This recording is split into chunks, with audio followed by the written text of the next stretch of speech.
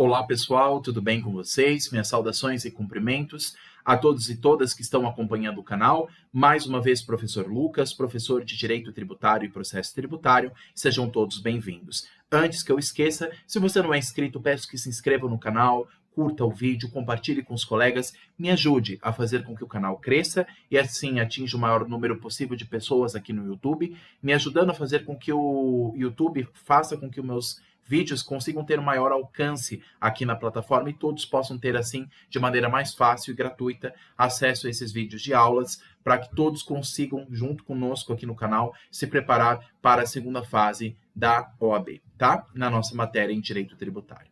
Pessoal, hoje nós vamos ter a nossa primeira aula introdutória, mais de comunicação com vocês, e eu gostaria de trocar com vocês algumas ideias, algumas informações importantes para a segunda fase do 40º Exame de Ordem. É muito importante isso.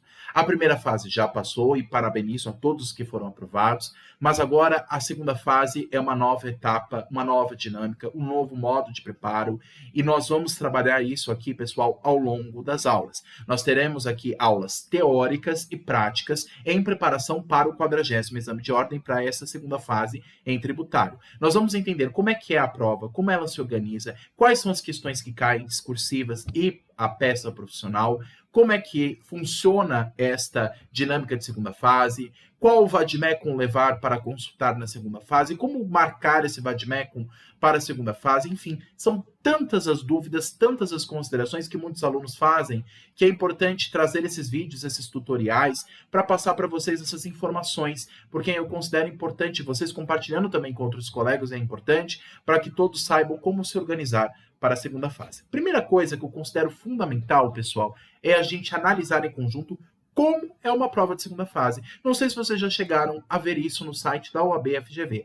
Para quem nunca viu, eu vou mostrar aqui no YouTube como faz, tá? É bem simples, é bem rápido. Pelo próprio site OAB-FGV, vocês conseguem acessar todas as provas do exame. Todas as provas organizadas pela banca até agora. Primeira e segunda fase. E eu considero, pessoal, isso fundamental. Porque não tem como se preparar para a segunda fase, assim como para a primeira, sem antes saber como geralmente a banca pergunta as questões, quais são os temas preferidos, como é a dinâmica de prova, quais questões que caem, como se dá a pontuação de cada questão e assim por diante. Sabendo o terreno onde nós vamos percorrer, ficará mais fácil a gente se planejar para conseguir, assim, ser aprovado na segunda fase. Então é importante, antes que a gente comece a construir o conhecimento do tributário na segunda fase, é bom a gente fazer um planejamento em conjunto, para que aí, fazendo um bom planejamento, um bom plano de voo, nós consigamos nos preparar de maneira mais eficiente para a segunda fase, tá bom? Então, o objetivo da aula de hoje é esse, trazer essa dinâmica, trazer informações importantes para a sua segunda fase, tudo bem? Vou trazer a minha imagem aqui no lado, como de costume, pessoal, e vou ampliar aqui a minha imagem do computador para que a gente primeiro pesquise como acessar as provas de segunda fase e como que elas se estruturam. Eu vou mostrar para vocês. Deixando a minha imagem aqui no lado, eu vou ampliar aqui e vocês conseguem ver aqui, pessoal, a minha tela de computador, né? Já está no Google. E nós vamos acessar aqui, pessoal, eu não sei se saiu aqui a minha imagem. Opa, agora apareceu, desculpa. Então, nós vamos entender como é que se dá para acessar as últimas provas. Primeiro, você pesquisa só com dois nomes aqui no Google, OAB-FGV, e ele já vai mostrar nos primeiros links aqui, pessoal, o seu link para acessar as provas que foram organizadas pela Banca Fundação Getúlio Vargas. Aí você clica. Aqui vão apresentar todos os certames organizados desde o início até o final. Você vê que tem provas, ó, 44º exame, 5º exame, 6º, 7º, 8º. São várias provas aplicadas aqui. A minha prova que eu prestei está aqui, ó, 24º exame de ordem. Eu prestei esse exame em 2017, 2018. E aí nós já estamos no 40º exame de ordem. Nesse exame, pessoal, que vocês estão vinculados, que vocês se inscreveram, se vocês quiserem ver o edital, é simples. É só vocês clicarem na aba desse exame, vocês vão clicar, escolher a seccional, o estado em que vocês estão vinculados, no meu caso São Paulo, e aí vocês vão ver tudo que foi falado da prova, inclusive desse 40º exame de ordem.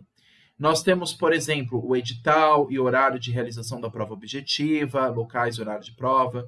Ó, o edital de abertura. É muito importante que vocês leiam, pessoal, o edital, porque ele vai vincular as regras de primeira e também da segunda fase.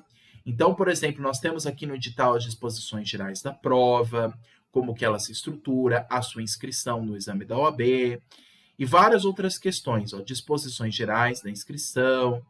E nós temos várias coisas aqui tratadas no edital. Se vocês colocarem aqui embaixo, pessoal, eu vou ver se eu consigo mostrar para vocês sobre a matéria. Ó, aqui fala sobre a prova objetiva que vocês prestaram de múltipla escolha, e a nossa prova, que é a prova prático-profissional, que é a P2, a segunda fase. Então, nós vamos ter o número de questões, que vão ser 4 questões discursivas, que vão cair na segunda prova, no segundo exame de vocês, na segunda fase, e uma peça profissional para vocês fazerem. E essa prova terá um caráter eliminatório. E nós temos as nossas áreas de conhecimento, inclusive a nossa área que nós estamos estudando aqui, que é a área de direito tributário. Tudo bem? Aqui embaixo, pessoal, ele fala sobre como é que é a prova objetiva que vocês já prestaram, e aqui a prova prático-profissional, no item 3.5. Como é que é a prova de segunda fase? Aqui está dizendo como se estrutura a prova de segunda fase em todas as áreas, de maneira geral, como é que se dá a pontuação da prova, como que a peça profissional deve ser endereçada, deve ser organizada, e tudo isso a gente vai ver com calma aqui no canal, mas é importante que vocês deem uma olhada no edital para vocês verem como é que funciona.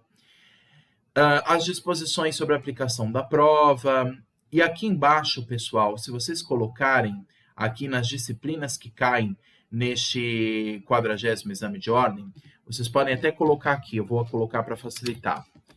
Direito tributário, ó, tributário.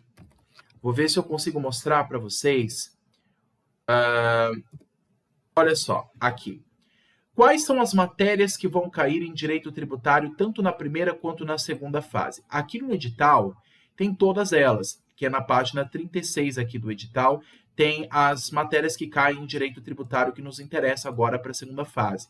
Então, desde o início, como nós já estamos estudando, e vamos voltar novamente aqui nessas matérias. Fontes de direito tributário, a Constituição, sobre a disposição do direito tributário, lei complementar, lei ordinária, tratados, atos normativos, as fontes de direito tributário. Aqui embaixo fala de outras matérias como crédito tributário, extinção do crédito, suspensão do crédito, dívida ativa, fiscalização. Pessoal, execução fiscal, o que mais cai em segunda fase, já fica a dica.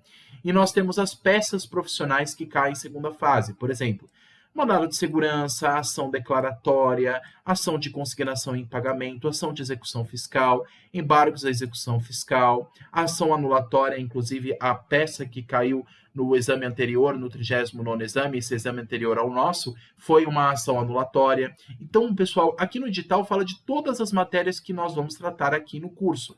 Recursos, defesas, exceção de pré-executividade, embargos à execução fiscal, enfim, são várias as matérias aqui, divididas em vários ícones que nós vamos tratar aqui no canal. Todas elas estão disponíveis, pessoal, aqui no edital.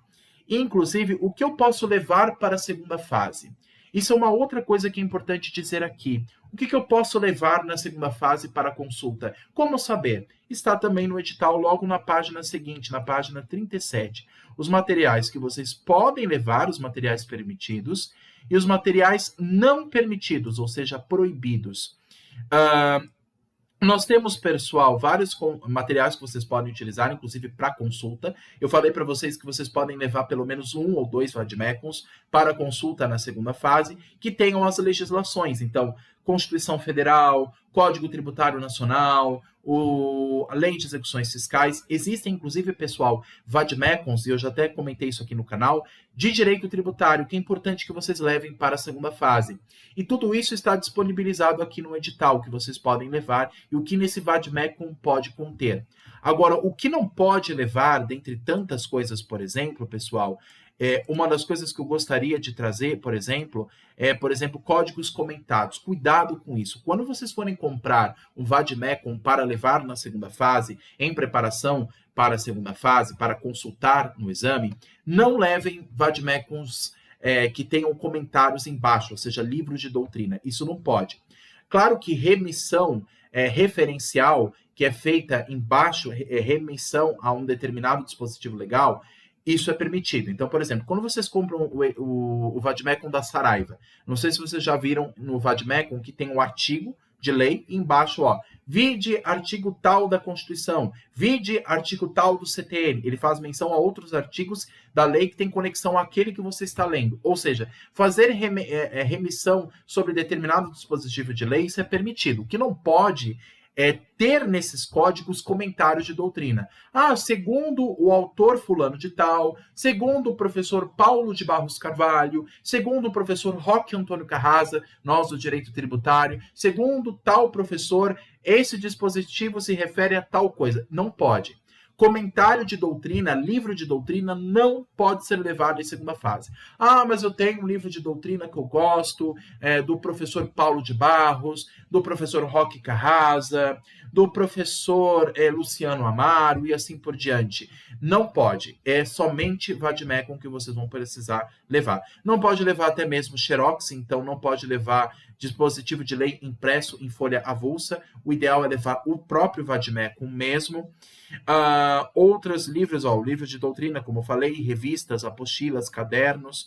Vocês podem usar o material de estudo enquanto nós temos as aulas, mas no dia da prova vocês não vão poder levar.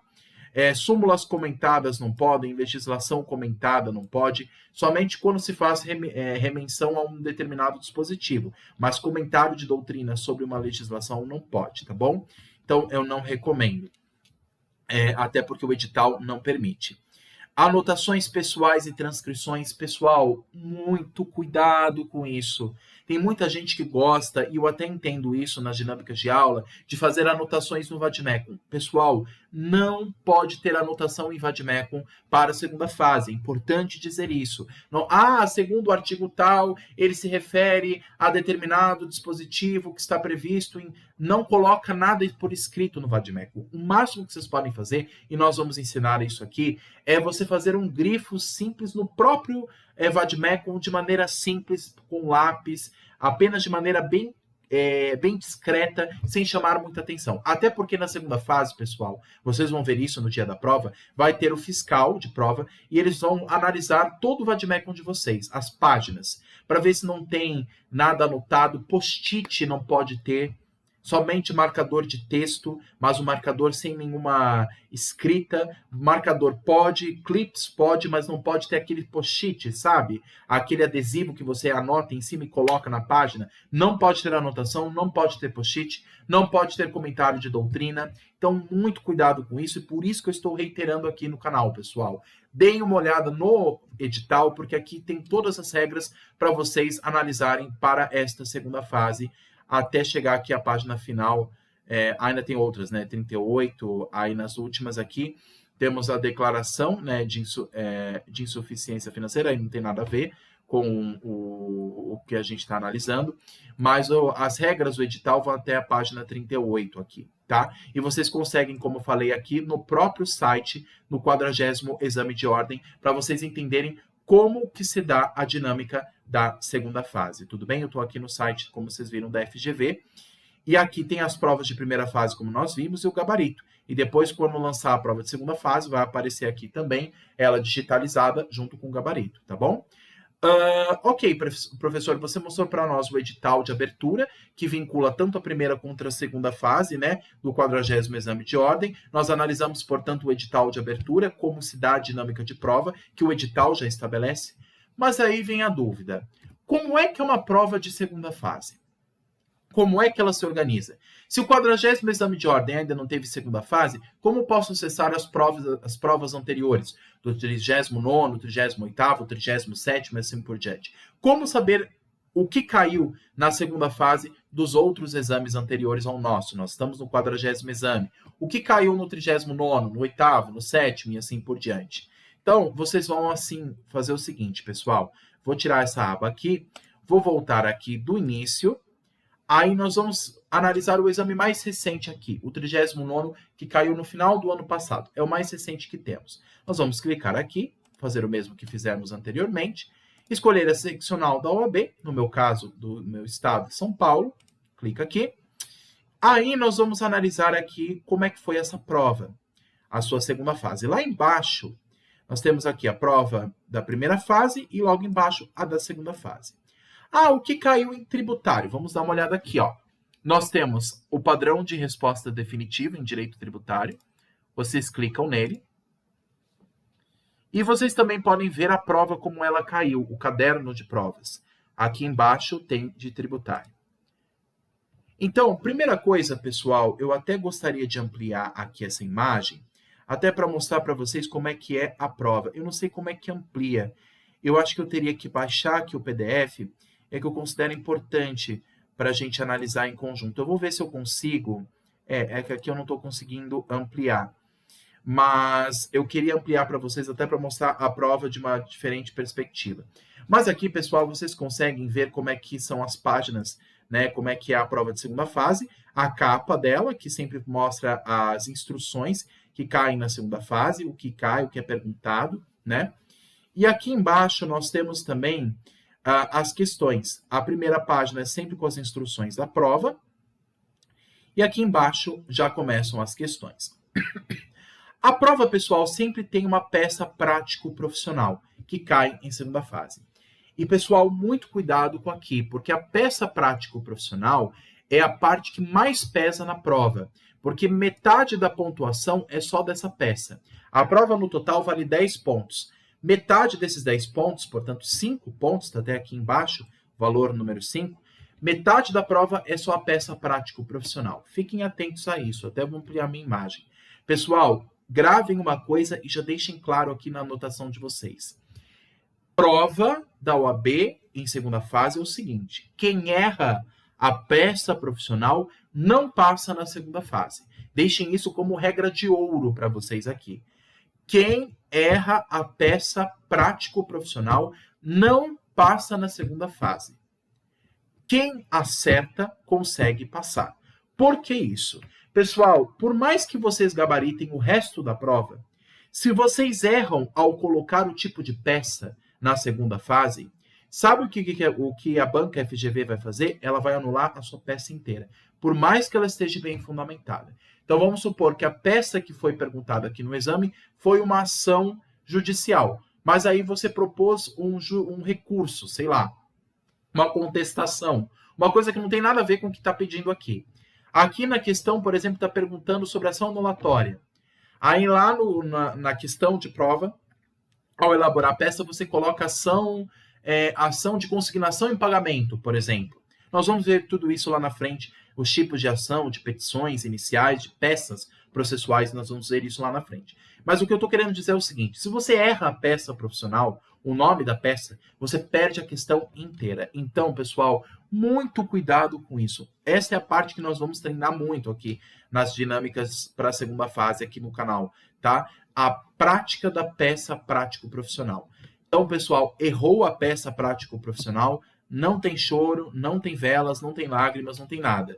Errou a peça, perde toda a prova. Então, nós vamos começar, quando nós tivermos as nossas aulas práticas aqui no canal, começar a treinar as peças, para que vocês consigam acertar. E é claro, pessoal, isso é tranquilo, vocês vão conseguir, mas é por isso que eu vou dar foco a essa parte, porque é essa parte que vai valer muito para vocês. Metade da prova é a peça prático-profissional. Se vocês erram a peça, vocês perdem metade da prova e vocês não passam para a segunda fase.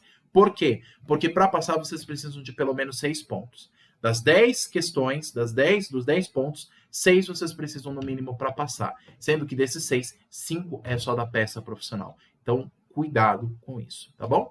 Além da peça prático-profissional, nós também temos, aqui temos a parte do rascunho, que vocês vão poder colocar a peça de vocês, fundamentar a peça de vocês. É claro que depois vai ter uma folha definitiva para vocês colocarem a resposta, mas esse é o rascunho que vocês vão receber.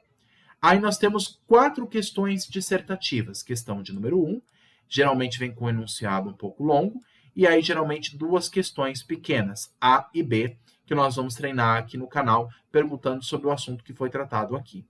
Da mesma forma, nós temos um rascunho embaixo, questão de número 2, um enunciado, duas perguntas, A e B, cada uma delas valendo pelo menos 0,6 ou 0,65 de pontos cada uma, tudo bem? Lembrando que são 4 questões que somadas vão dar, no todo, 5 pontos para a prova. Metade é para questões dissertativas e a outra metade é para a prova prático-profissional. Embaixo nós temos a questão de número 3, também da mesma forma, da mesma dinâmica. E, por fim, a questão 4, também com divisão de questões A e B, cada uma delas com a sua respectiva pontuação, e embaixo o rascunho. Tudo bem? E aí a prova acaba. São, então, 4 questões e mais a peça prático-profissional. Então, é importante que vocês olhem o caderno de prova, pessoal, que tem aqui no site. Aqui o caderno de prova tem para todas as áreas, inclusive para nós de direito tributário. E ao lado nós temos o nosso gabarito.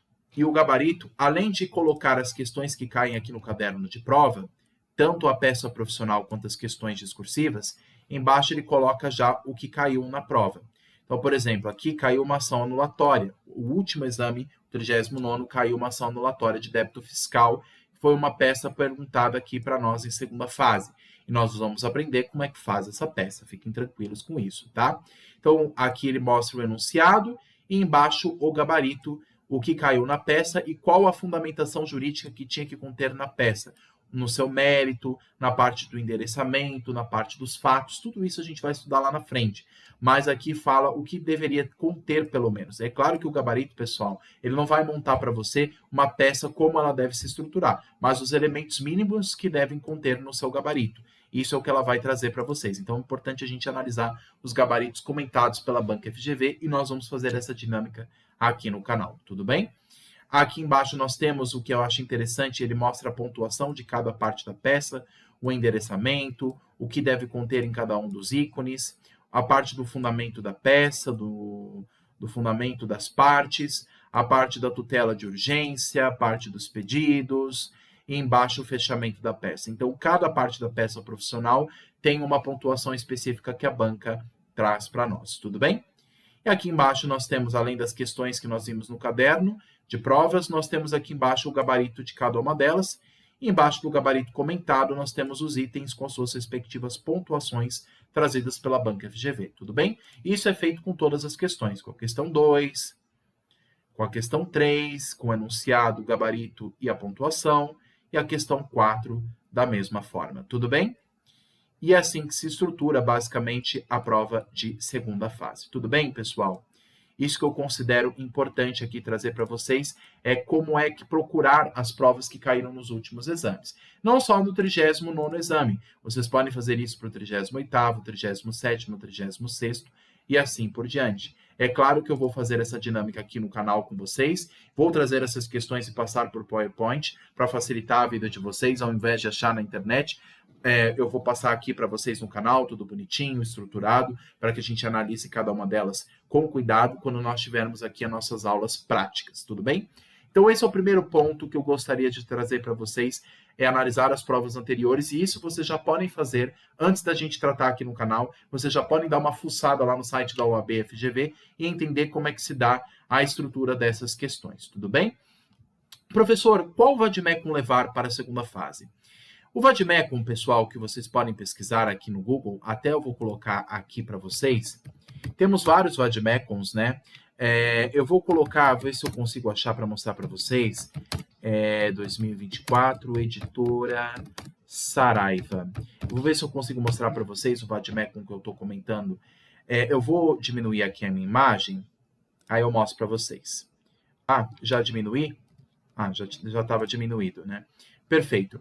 Aqui nós temos o vade-mecum inteiro, que é que contém todas as disciplinas, todas as legislações. Eu recomendo vocês, pessoal, levarem 2 vade-mecuns, um grande e um menor. O grande é o que contém toda a legislação, que é o tradicional.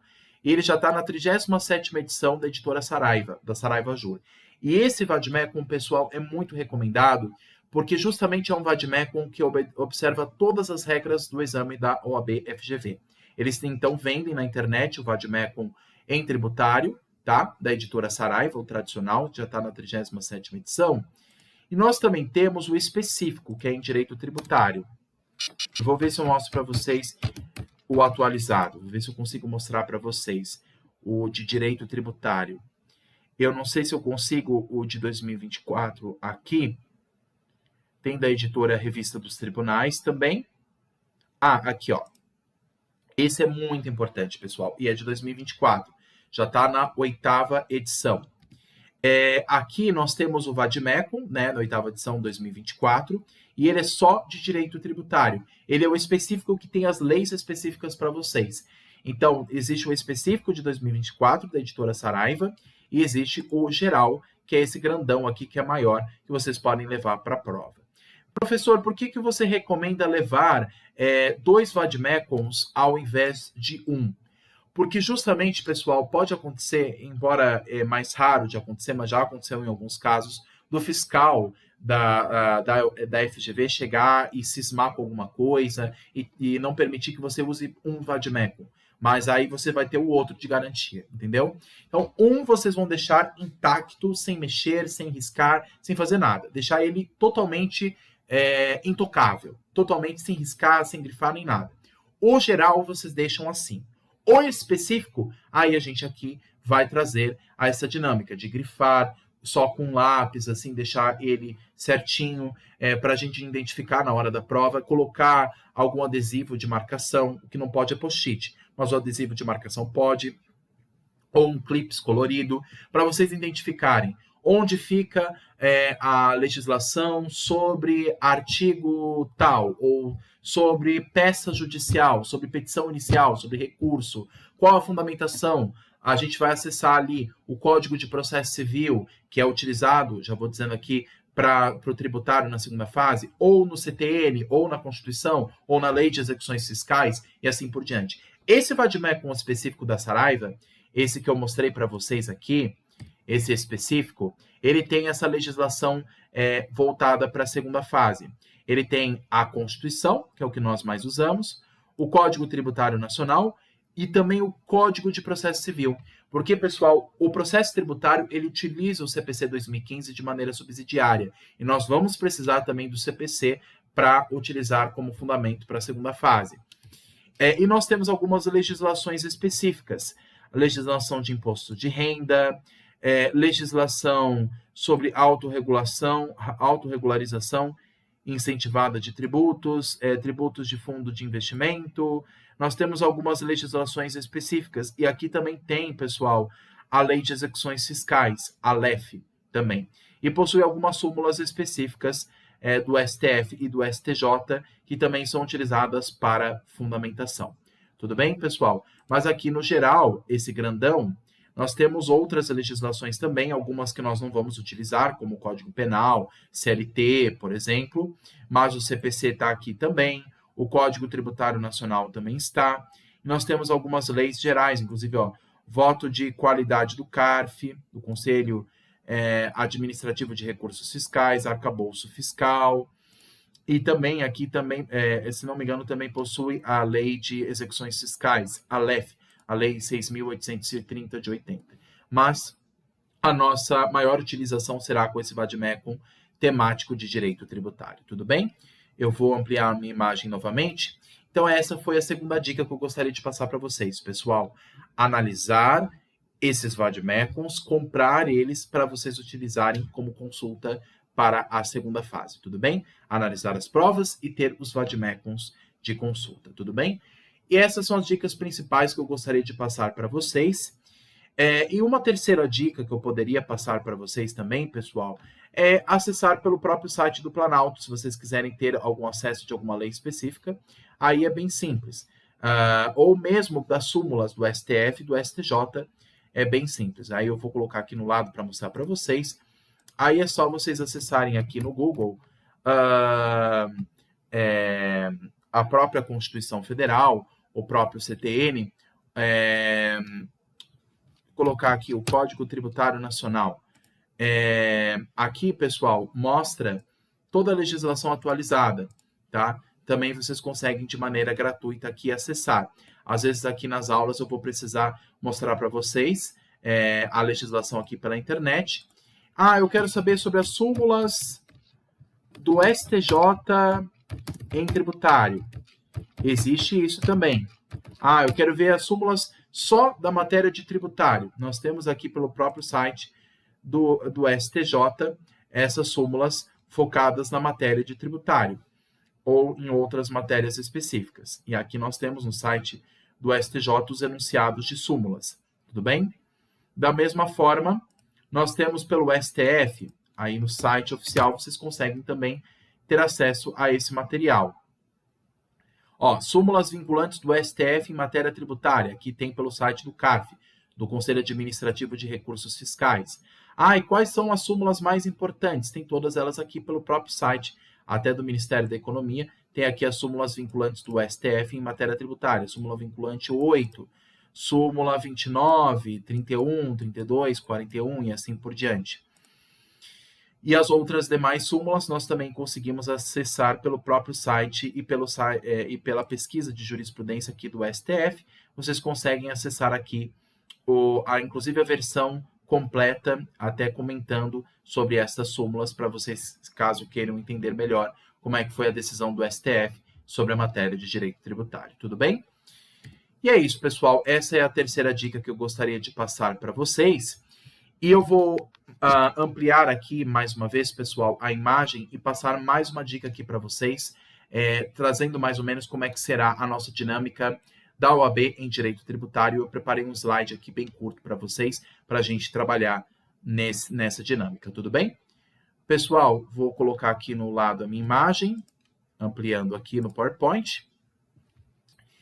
Pessoal, eu gostaria de fazer, então, para finalizar aqui, algumas considerações iniciais do processo tributário, até para vocês entenderem como é que se dá o processo tributário na dinâmica de segunda fase em direito tributário aqui da OAB. Muito bem. Pessoal, o direito tributário, o direito processual tributário, que nada mais é do que a aplicação prática da matéria tributária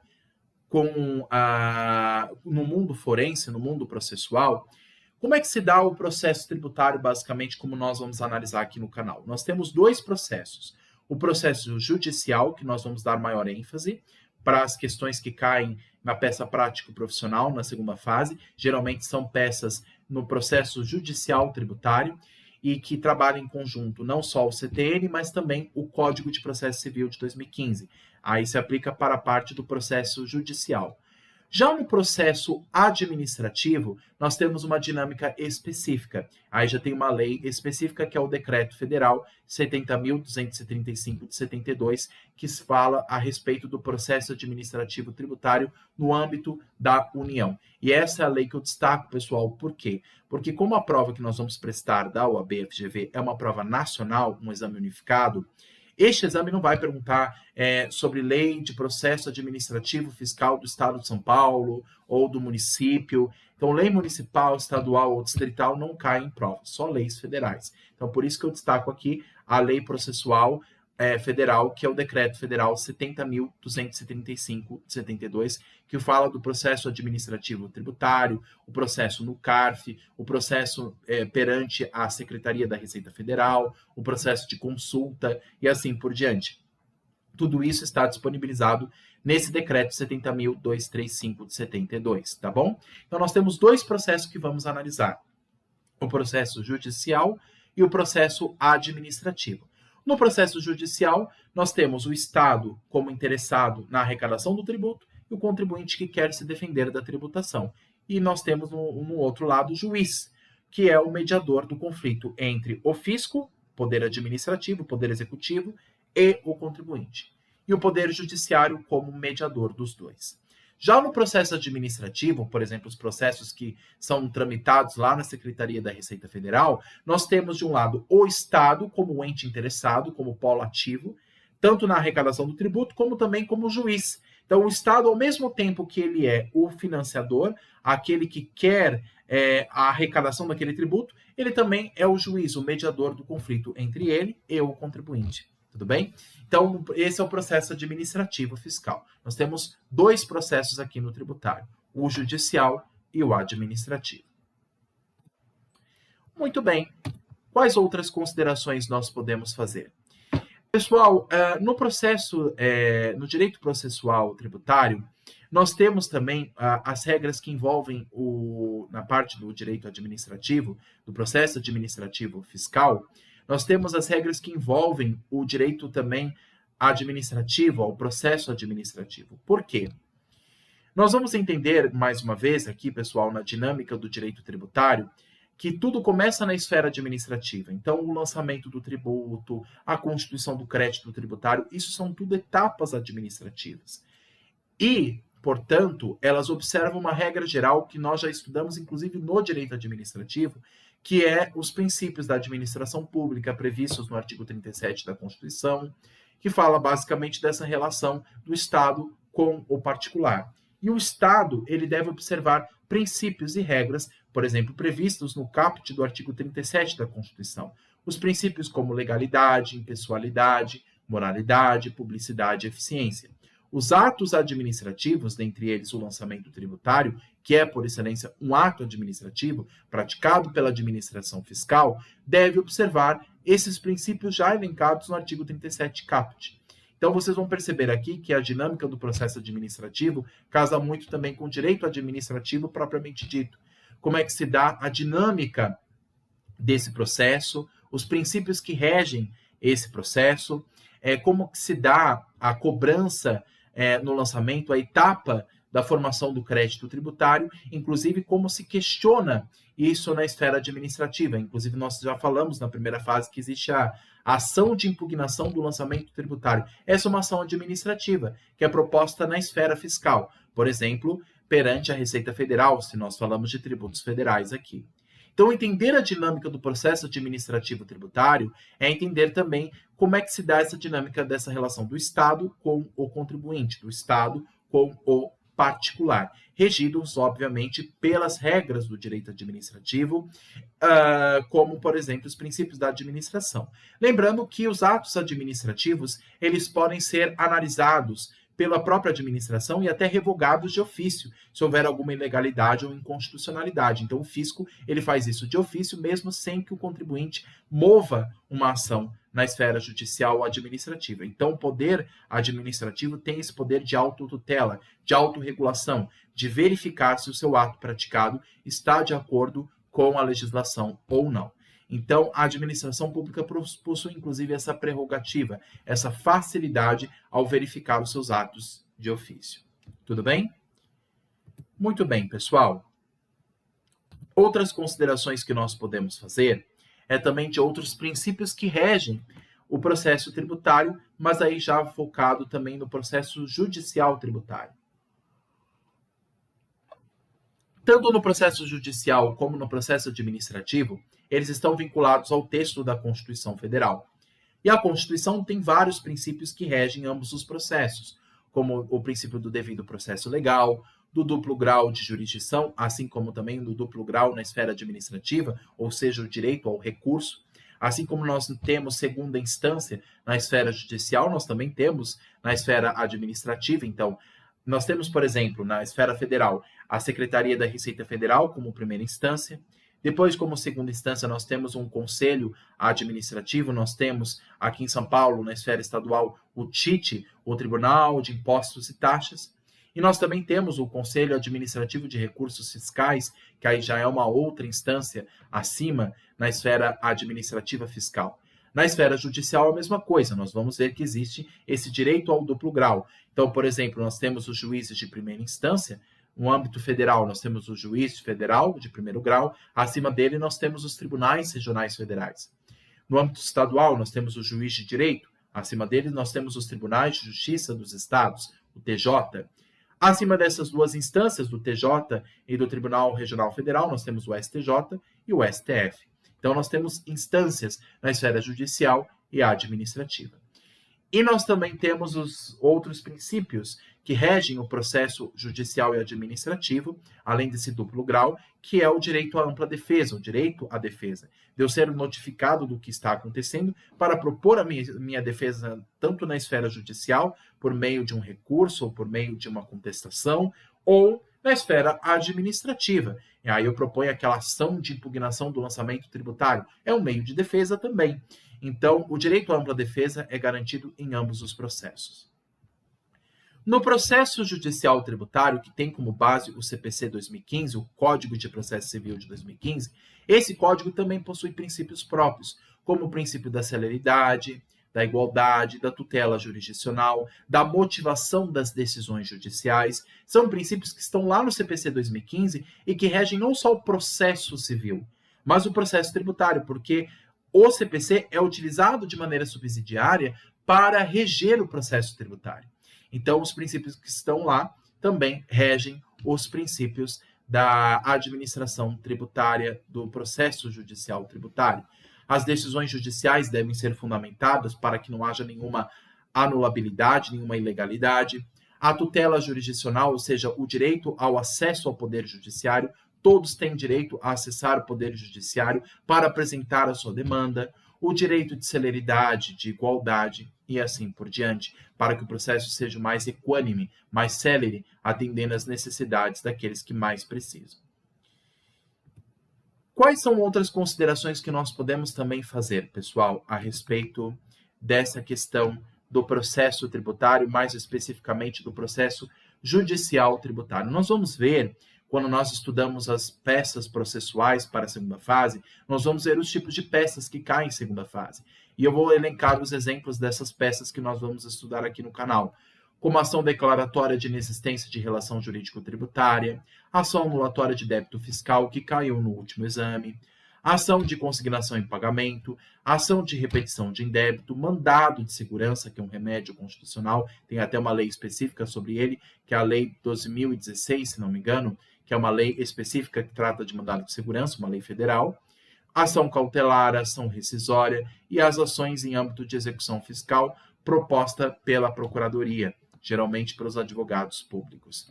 Então, nós vamos ver tudo isso, os meios de ação na esfera judicial tributária, aqui no canal, para se preparar para as peças profissionais que são perguntadas em segunda fase. Então, todas essas ações judiciais nós vamos estudar aqui, e todas elas, inclusive, observam uma formatação geral estabelecida pelo artigo 319 do CPC 2015. Além das ações judiciais, pessoal, quais outras peças que nós vamos analisar aqui nas aulas teóricas e práticas também? Nós vamos analisar os meios de defesa na esfera tributária, como os meios de defesa na esfera de execução fiscal, que são os embargos à execução fiscal, a exceção de pré-executividade. Na esfera administrativa, nós temos a ação de impugnação de lançamento tributário. E também, com base no CPC 2015, nós temos a famosa contestação, que é o meio de defesa já previsto pelo CPC 2015. E caso na primeira instância o meu pedido não seja favorável, eu posso recorrer a uma segunda instância? Pode. Nós vamos ver os tipos de recursos, dentre eles agravo de instrumento, apelação, embargos de declaração. Nós também temos o recurso ordinário constitucional, o ROC. Nós temos o recurso especial, recurso repetitivo, são recursos previstos pelo CPC 2015 e que também são utilizados de maneira subsidiária na esfera judicial tributária. Todos eles previstos no CPC 2015. Tudo bem? Aqui eu estou elencando alguns nomes para vocês entenderem como é que se dará a dinâmica de aulas e os temas que nós vamos abordar aqui. Muito bem, pessoal. Basicamente é isso que gostaria de tratar com vocês no dia de hoje. Foi bastante informação, mas a aula de hoje é uma aula mais dinâmica, mais informativa, para mostrar para vocês como será a nossa caminhada aqui na segunda fase da OAB. Pessoal, eu agradeço a todos pela disposição e pela atenção de vocês. E estou também à disposição para esclarecer a dúvida de vocês, caso seja necessário. Peço que curtam, comentem, compartilhem, se inscrevam no canal e me ajudem a fazer com que o canal cresça aqui no YouTube. Isso é muito importante para mim, tudo bem? E é isso, pessoal, tirando aqui dos slides de apresentação. Quem quiser esse slide de apresentação, eu posso passar para vocês por e-mail, só deixar aqui o e-mail de vocês nos comentários que eu repasso o material para vocês.